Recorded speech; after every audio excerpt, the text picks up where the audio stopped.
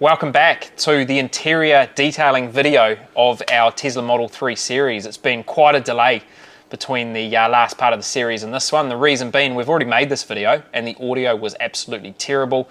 Our Rode lav mics weren't here, they were getting replaced, and once we watched the footage back, there was no way we could release that footage. So we're here again doing a interior detail, showing you how that part of our process works, even though this car's absolutely filthy on the exterior and could do with an exterior wash right now. Okay, so the glass cleaner of choice that I'm using at the moment is the Stoner Invisible Glass. We've had a few other products that we've used recently. Turtle Wax sent us some products, we've tried that. We've also got the Koch Chemie, and there's probably 4 or 5 other glass cleaners we've used, but this is the one I've settled on. It's accessible, it's reasonably priced, and it does the job pretty well. And the glass cleaning towels that we use are from the Rag company.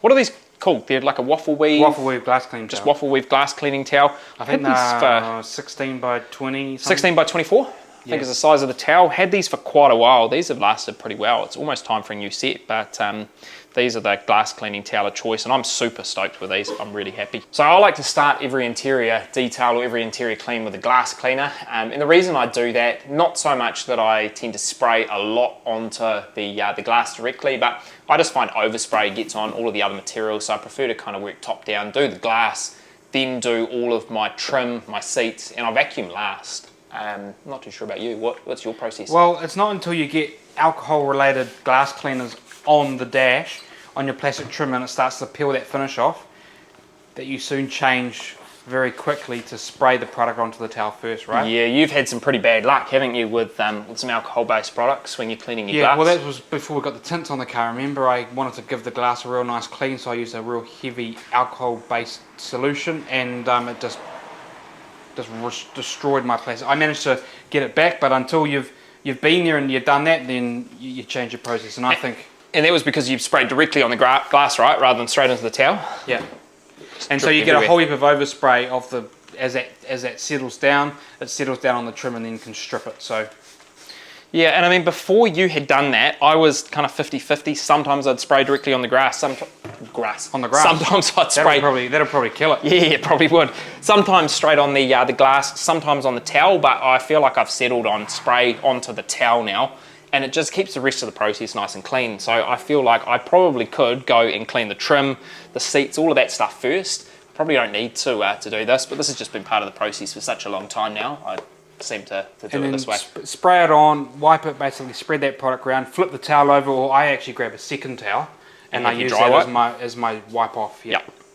And if you can see some marks on here, this is all exterior, so the interior glass is looking pretty clean there.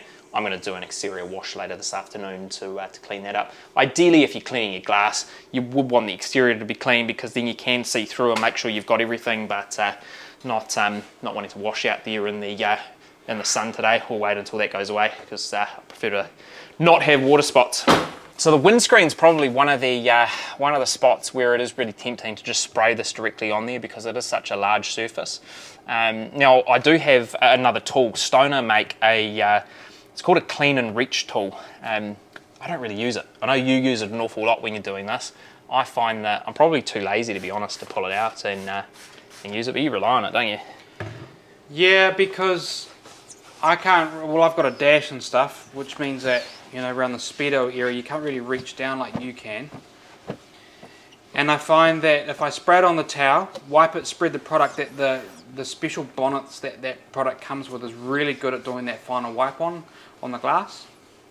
Yeah, I probably just need to stop being so lazy, because it would be a lot easier. I mean, I feel like I can reach fairly well into the corners of the windscreen.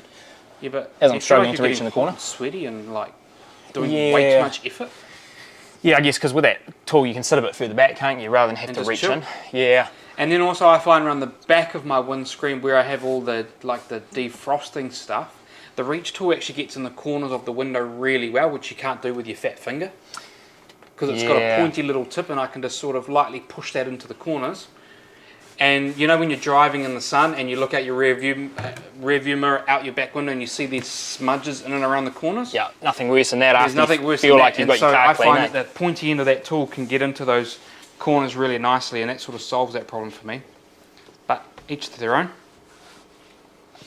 Yeah, I don't think it's something that I need in my kit. It's something nice to have in there, but I find I just really pick it out. I tend to just use the towels. How are you enjoying your new tints?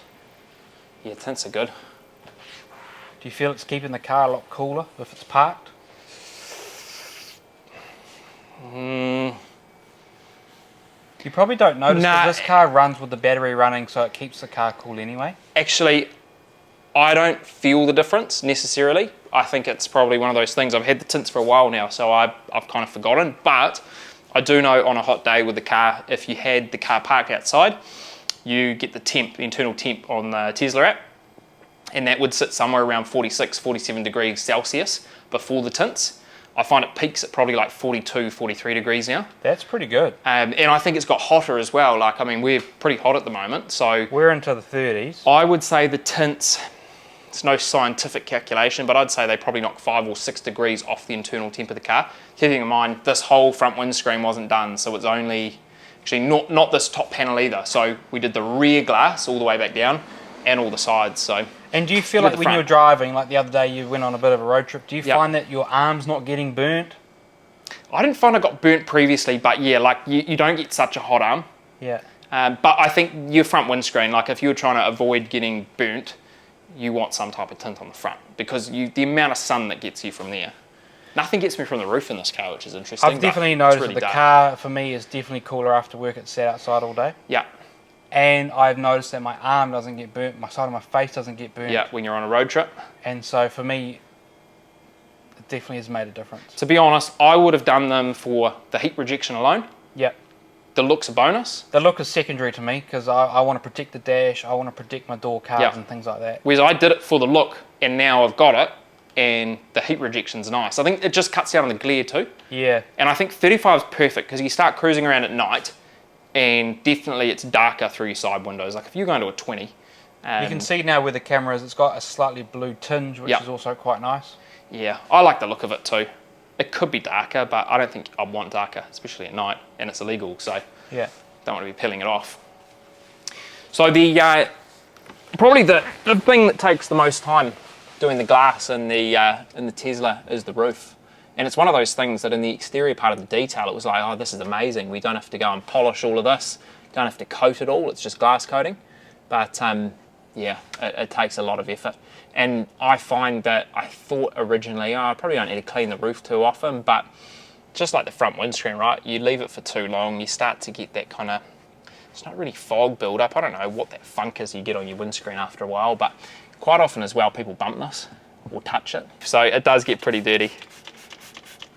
But it is relatively easy to clean. And again, ignore the marks on the outside there. Just had some birds follow us home. It's pretty easy to clean. And I tell you, one of the nicest things about cleaning the interior of a Tesla, you may be able to hear it slightly, is the fact that you don't have to have the car running and you can get your air conditioning going. It's so nice and cool in here. So we're at 21 degrees in here, you've just got the fan running nice and slow, but it just takes the edge off cleaning in the summer, because normally I'm trying to do the interior and absolutely drenched in sweat. It's pretty much easy as that for the roof. So I'll work my way around, do the rear windows of the car, and then what we'll do is we'll start with the dash, kind of work our way back from this, steering wheel, all of the trim, and we get into the seats. I guess one of the annoyingest things here is that because when you open the door on this car, the windows go down, so that means you need to close the door to clean all the glass, right? Yeah, it's the worst when you're doing the exterior of the car, because no matter how much you dry the car, every time you got to open and then close the door again, the window does that. So I find with the interior, the easiest thing to do is just start by working the, hopping in the car, doing that. Always when you're cleaning the interior glass too, I like to kind of overlap the towel a bit to make sure I get everything at the top, but it's a real pain on this car, the fact that it does that. I wish there was a really easy way to hop out and have the window go all the way up. Even in the car wash mode, even if there was a setting where you could flick it onto that and it would hold the windows open for you so you could clean it. Yeah. But I guess the risk of that is that you forget about it and then close it and snap the top of the glass off, right? Yeah. There is a way in here. I think you can pull a, what can you do? You can just trick the door to thinking it's closed, and somewhere in there, push that all the way down. Getting really greasy fingers in there, but I think you can. Maybe you've got like a little screwdriver or something in there? Yeah, pull it down and it will trick to send the window up, which is what they did with the tinting, but You don't really need to do that when cleaning the interior glass. It's just a real pain on this car, so something to keep in mind. So the dashboard area of the car in the Tesla Model 3 is super easy. We've already talked about this in some of our previous videos, but you're dealing with just one panel basically here. You've got no little individual air vents. Your vent runs all the way along. You can get a towel in there nice and easily. So it's not too detailed in here to cause you any stress. It's a really simple interior to clean. So typical process that I'd take on here is using an interior cleaner with a microfiber towel. Now, changed up both of those products in the line recently. So this is a new Rag Company towel. It's really quite nice. It's embossed with the Rag Company on there. This is the well, I think, can't remember exactly what it's called. Pearl weave. Pearl weave, yep. But it's marketed as like a ceramic coating removal towel. I find it's perfect for interior. It's a really nice size. Because our other interior towels, they were too big. What were they, 16 by 27 or something? 36 by 24, I think. Like, they were way really too big. And I think interior towel, you want something that's kind of small and nimble, and that you can move around because you want to get into your tight areas. If you've got a bigger towel, by the time you flipped it over a couple of times, it's too big. Yeah, I prefer to have more of these smaller towels and discard them as I go, rather than a couple of the bigger ones. The bigger ones are really good if you're working with a lot of product, so really soapy areas. And we did get a lot of soap with the previous interior cleaner that we were using. One that we're trying out right now is the Gyeon Interior Detailer. This is really hard to get in New Zealand. We've had to order this from overseas, and it costs an absolute bomb for us to get it here. But it only comes in either a 500ml or a litre. It does. So interior detail is something that I don't use a huge amount of product. You probably use more than I do. I mean, I'm a bit more sparing with interior products. You're more sparing overall with your product. I think everything, yeah. I just tend to just slap it on. Slap it on. Yeah. So this is something that we're quite enjoying so far. The product we were using previously was P&S Interior Detailer, and two things that really let that product down was, number one, the smell. Just didn't have a pleasant odour to it, versus this is really fresh and quite nice to work with. The other thing was the soap build-up. So you sprayed too much of that product, you started to get a really foamy, soapy surface, which is great if you want to lather it up with a brush. But when you're doing just a general quick wipe down week to week, you don't need that and soap. I felt that because there was a little bit of soap residue left behind, it left my dash quite sticky and quite tacky, and I didn't like that. Yeah, I hadn't come across that as a downside. Maybe that's something with the slightly older dash on the WRX, but I think definitely the soap and the smell were two things that I didn't enjoy. So this has alleviated both of those problems. Do really want to try the new CarPro Inner QD. As soon as that's available here in New Zealand, but at the moment we're giving this a go and really testing this out to see if this is something. So we've each got a bottle of that, and the scent is really refreshing, eh? Yeah. So it's alcohol based, it's like 70% alcohol. Is it 70? It doesn't actually say on the bottle, but I think you're right. It's a really high alcohol content, which is quite nice. And they must have done something in that product to prevent the alcohol from stripping away the dash and stuff. Yeah, because I don't find that this is drying anything out. No, like it doesn't feel like you need to. Is that if you've got highly alcohol based product, you could dry your leather and stuff out. Yep. And so far I haven't found that. So no. So two new products, and then the third new product that we've been using I've been using for interior. You didn't buy any of these recently, but these are Detail Factory brushes. These are the synthetic finish. And really, this is probably not something that you need in the Tesla Model 3, but if you do have a car with normal air vents and you're trying to get in some of the crevices, this is something quite handy to have. And what better match than that? Look, Detail Factory and Rag Company almost teamed up there. Like it's a perfect combo there. And the end of those fibres are really soft. Oh, these are super soft. I mean, you could use this on pretty much any surface without causing any damage. So, you know, typically in here, I don't really know where I use it. Maybe if you're wanting to loosen some bits up in here in the phone charger area, or getting under some of these areas, but or in and around those sort of drink compartments. You know, put drink holders. Drink compartments might be all right. There's really nothing in here that you need to get into crevices, because I think the main use for this would be air vents. I mean, you could get this into the air vent in here if you do want to knock some dust out, but quite easily in this car as well, you can get your cloth and you can tuck it in there and run it all the way along. So that does a job by itself. But yeah, I think that this is quite a nice product, and I really do like how the two interior products match. So what I typically do with this, I don't mind spraying an interior cleaner straight on the surface. What you do want to be careful of is not getting overspray onto the glass. So I'll probably spray onto the towel to work the dash area, and then everything else I'll spray directly on. But I mean, just that smell, the smell of this product is so much more pleasant than using the PNS. I think interiors where you want to have a product that's got a nice scent. And I mean, I think the alcohol side of it, with what's happening in the world at the moment, I mean, yeah, we can debate how how COVID lives on surfaces, etc., but I think it's quite nice to have the alcohol cleaner, right? I think it Makes you feel like you've done a nice sanitary job, right? Exactly, rather than just a cosmetic job, you feel like you're actually removing bacteria and bits and pieces. And I find the alcohol makes the product dry quite nicely too. Like it leaves a streak-free finish, which is key on an interior product as well. And it leaves that matte look behind, yep. which is, you don't want glossy dash, you don't want the Armor All finish on here, you want a nice matte finish. And really, dashboard in this car is easy as that. Like, I don't think there's no other cars out there that I've ever cleaned the dashboard quite as easy as that. And it's mainly down to air vents, I think. Nice having this that runs the whole way along, same with this, but I think it's that air vent. You've basically got two panels there, right? You do. Normally I'd be trying to get this towel in and clean all those air vents and then using a brush and getting all the dust and everything out. This is just so easy. The great thing about this too is it is safe on glass, so if you get some of this overspray or you get some on the screen or any of your windows, you can wipe it off. It is safe on there. It's safe on your plastics, it's safe on your trim, and I think, is it safe on leather as well? I believe, yeah, use it as refreshing quick detail on all surfaces, safe on leather, plastic, Alcantara, fabrics, glass, and all types of trim. You could pretty much do your whole interior. Whole interior with that. Yeah. And I think it's a good as a maintenance sort of weekly use type product, yeah? Yeah. And I find just the matte finish, it dries so nicely. You don't have to put too much effort into it. Even the, I don't find you get any high spots if you leave it on there. Keep in mind I've only used it, this is probably the third interior clean I've used this product for, but so far so good. Though I am looking forward to trying the CarPro.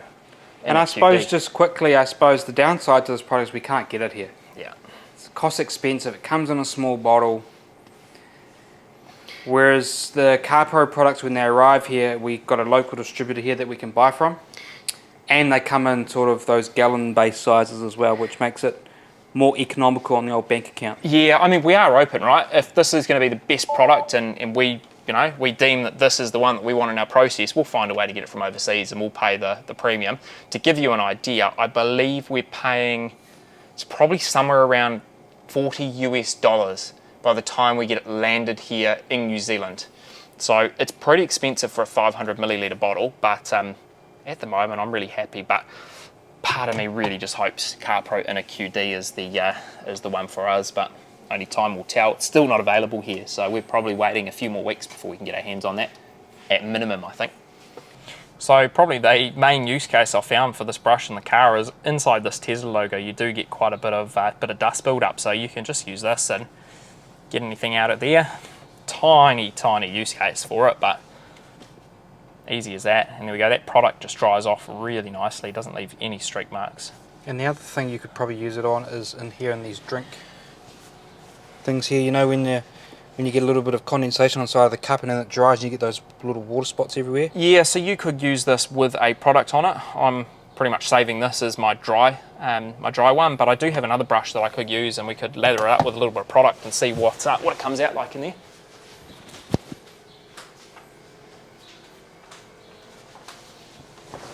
So these brushes come in this handy 2-pack, so you've got one quite small and the bigger one. The same with their Bores brushes, the Bores here for the exterior that we're using for wheels. And what you could do here is just spray some product into the brush and use it to lather up the inside of the cup holder there. You can spray it directly in there too if you wanted to.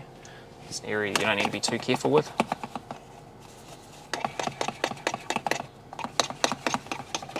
Probably best to dry your towel before you do go and put it away.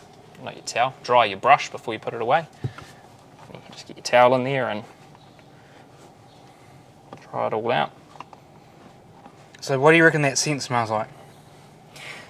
I reckon the smell that I get is a cross between lemonade and CarPro Razor, but it's just far less potent.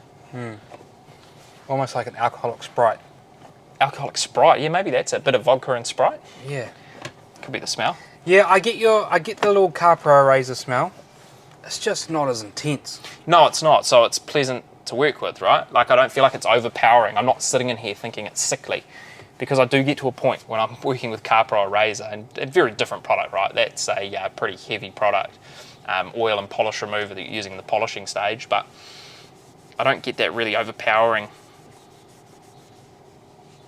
smell from it, you know? It's nice to work with. Well, the smell only lasts a couple of seconds too. You spray it on, you get that little reminder that, oh yeah, this is the interior cleaner I'm using. Yep. And then it goes away. And it might linger for a day or so, and then sort of disappears. It's just a refreshing scent. Yeah, it is. Which is a lot better than the P&S puke smell of the interior detailer. Your interior cleaner. Ooh. And you've got the added bonus that we're spraying this. You know, this towel is quite heavily loaded with product right now, and it's not soapy at all. Nice, clean, matte, refreshed. And this is probably a smell. good thing to show you, right? So I might spray a bit on there, but just watch how it dries off. If I don't completely dry that, watch how it starts to disappear. And that would be the alcohol factor. That's the alcohol, in it, right? So I think that with a product like this, you'll be able to avoid high spots purely on the fact that that alcohol is going to dissipate like that. And it will get rid of, you know, if you have a little bit of overspray, we accidentally spray it somewhere else, I think it won't leave a tacky residue. Yep, completely agree. So what we're going to do, this product, as we said before, is also safe on leather. We don't have leather in the car here. We've got fake leather. What do they call it? Vegan leather. So we'll show you. We've got a couple of marks in the back seat. We'll show you how that cleans it up. Right, so before we get on to wiping down these seats, and they do need a wipe down, there is a lot of marks all over these. We need to vacuum them first, just to get all of the bits out of the cracks and crevices before we get some towels and some products in here. And vacuum cleaner of choice at the moment, it's the Dyson V15 vacuum, and this is definitely not the best vacuum for interior. We need to tackle that. It's not really the vacuum of choice, it's the only thing we have. Yeah, correct. I mean, don't get me wrong, this is fantastic for home use. Like, I love this vacuum cleaner. For the car, this is way too big. Way too big. You really just want to be dealing with only the hose and the attachment in the car and have your actual vacuum outside. But this is what we're working with, so we'll vacuum down the seats, get everything out. At the same time, to be honest, what we might do is pull the floor mats out, vacuum all of those down, and yeah, it's a bit of a mess in here. This has been driven around for a couple of weeks. Haven't really spent too much attention in here. It's too dark in there for me to see on the camera. Yeah. But there's bits and pieces on the seat here. Yeah, we've got a big mark here. Lots of stuff in these cracks, right? This is where my daughter sits, so there's a bit of McDonald's, a bit of KFC, probably every takeaway that you can possibly find in here. This is the daily, so we'll vacuum this all out, pull the mats out, clean those too.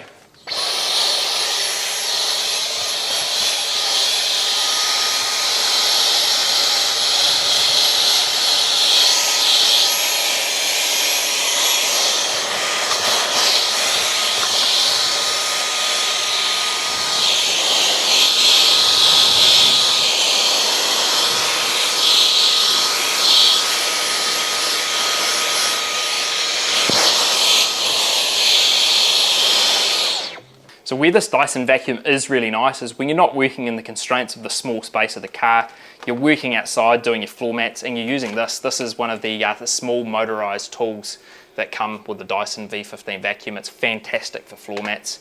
And I just leave this usually on the auto speed. You don't have to crank it all the way up to max and it does a pretty good job.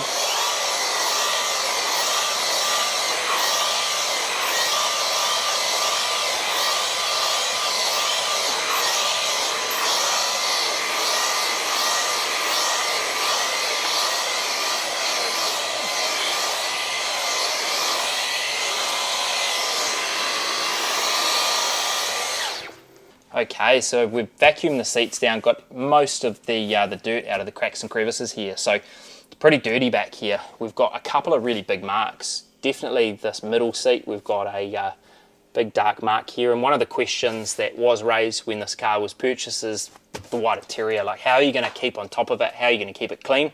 And to be honest, it's been super easy. And I think that sanitary wise anyway, this is going to be cleaner because you are cleaning it more regularly than your black seats. This mark will be on a black seat as well, right? Just the fact that you've got black seats doesn't mean that you're going to not be able to put dirt on them. We can just see it on the white, so we're going to clean this more often as a result. And it's this easy. You can spray directly on the surface.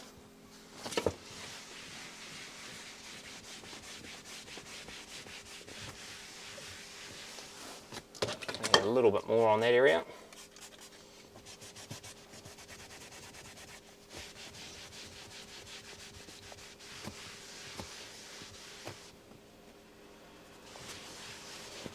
And the marks just come straight out. Like really, really easy to keep on top of. Got more on the bolster, well not the bolster, more on the front area of the seat here. So do these two marks. There's Yeah. one there, and there is a real big one On just there. right there, yeah, Yep. right there. You spray that too, eh?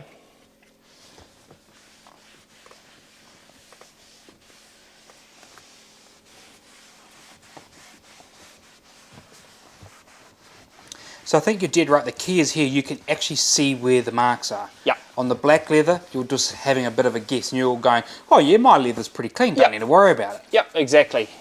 And what you don't see on the white seats as well, which you would see on the black, is streak marks. Like I find when you're cleaning leather, particularly black leather, you see streak marks all through it if you don't remove the product completely and you miss high spots. This, you don't see anything. It's really, really nice, and I love the fresh white interior. You haven't quite got. There's a few just here that are coming up. Yeah, just in that area. Probably need a bit more, I don't know if that's elbow shadow. grease. I don't know if that was shadowing or something, but you can see it's pretty easy. And I mean, we've used the same product to clean the trim and stuff that we've used to clean the leather. So that's a really handy product to get. That's like an all-in-one, right? Yeah, and you've got to remember, look, if you've got something a bit deeper on here, you can pull out a specific vinyl cleaner is what I'd be using on this, or a leather cleaner would work just as well, even though this isn't genuine leather. You've got your more aggressive products that will take deeper marks out, and we do have a deeper mark. If I get Glenn to come around the other side of the car, I'll show you where my daughter's car seat, the plastic's been rubbing up against the seat, and it does leave a mark on there, and we are going to need something heavier to remove it. So you can see back here in the corner is Yeah. that sort of, it almost looks like an ink stain, right? It does. So I can wipe it off, right, and take some of it out. So that's just a couple of wipes. But there is a deeper stain in there, and we are going to need to hit that with something. I do have some colour lock products. They're not here with me today, but we might do a specific video on how to remove something like this from a seat. Those are the types of things that you are going to get when you do have white seats and you do have something consistently rubbing up against it. But your normal wear and tear on these seats is really, really easy to keep on top of. And like this here, this is not something we can clean out with an interior detail, but just the interesting thing to note, this car now has done 11,500 kilometres. You can kind of see the webbing effect on the...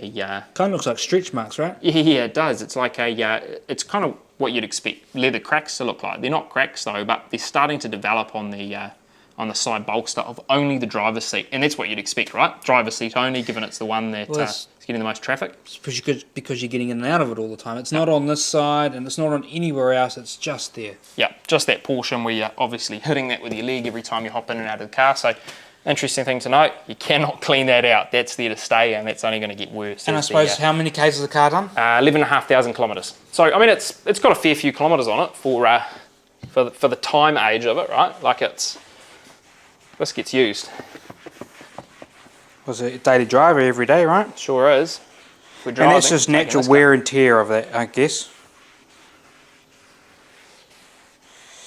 So you can clean it up a little bit, because when I mean, if you have a dye transfer from, jeans or anything on there, it does accentuate that. You do see those marks a bit more. So you can clean it off, but underneath there, you do have those marks. So that's something to keep an eye on. But again, you're probably going to get that with the black leather as well.